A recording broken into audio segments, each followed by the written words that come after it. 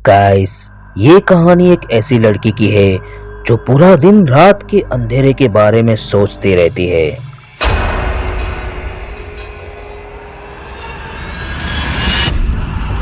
जब रात होती है तो अंधेरा अपना डर नहीं फैलाता, लेकिन उसकी खामोशी हमें भयानक मोड़ पे ले जाती है। ये लड़की को बार बार रोज रात को ऐसा सपना आता है कि कोई उसे खींच कर ले जा रहा है। सुबह होने के बाद सब कुछ शांत हो जाता है। अंधेरे को चीरती हुई छोटी सी रोशनी रात के सभी डर को एक ही झटके में खत्म कर देती है। ये लड़की आने वाली रात को लेकर पूरा दिन डर की सोच में धकेल देती है। शाम होने को आई। सूरज धीरे धीरे लाल रंग में बदल रहा था। उसकी नजर बाहर के उजालों पर ही थी और मन ही मन उसे रुकने को कह रही थी, लेकिन थोड़ी देर बाद अंधेरा अपनी काली छाया फैला देता है और ये लड़की उसी जगह पर जाने से डरती है जहां हम अपने पूरे दिन की थकान निकालते हैं।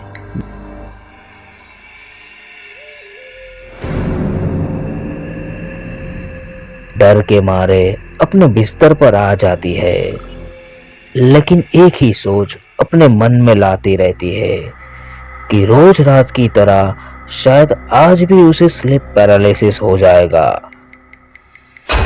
और वो फिर से डर की दुनिया में खो जाएगी। कुछ दिन पहले उसे ऐसा लगा कि कोई उसका पैर खींच रहा है। फिर कल रात को ऐसा लगा कि कोई इसकी चादर को खींच रहा है। रोज रात को उसे कोई ना कोई डर अंदर ही अंदर मारता रहता है। अब उसके दिमाग में एक ही सवाल है कि आज रात को क्या होगा।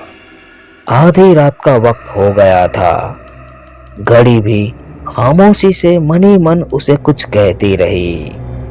धीरे धीरे उसे नींद आने लगी।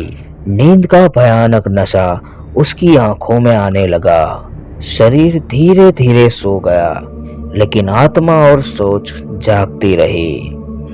फिर उसे आसपास सब धुंधला दिखाई देने लगा। उसके बाद उसके हाथ पांव पूरी तरह बंद हो गए।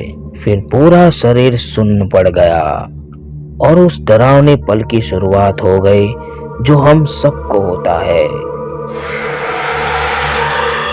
धीरे धीरे कोई उसकी चादर को खींचने लगा।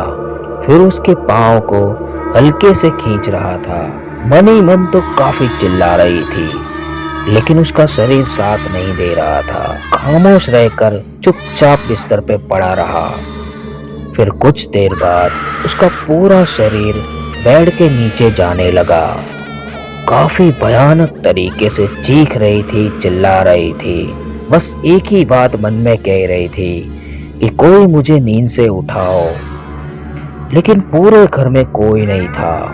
अपना पूरा जोर लगाती रही खुद को बेड से बाहर लाने में, लेकिन देखते ही देखते उसका पूरा शरीर बेड के नीचे चला गया।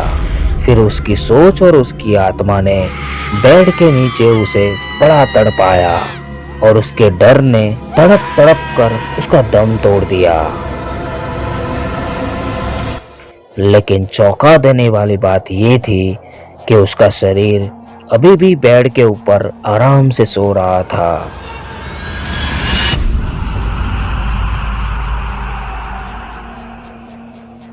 फिर जैसे ही सुबह की किरण उसके चेहरे पर पड़ी तो फिर से उसकी जान में जान आई और स्लीप पैरालिसिस की डरावनी दुनिया से बाहर आ गई।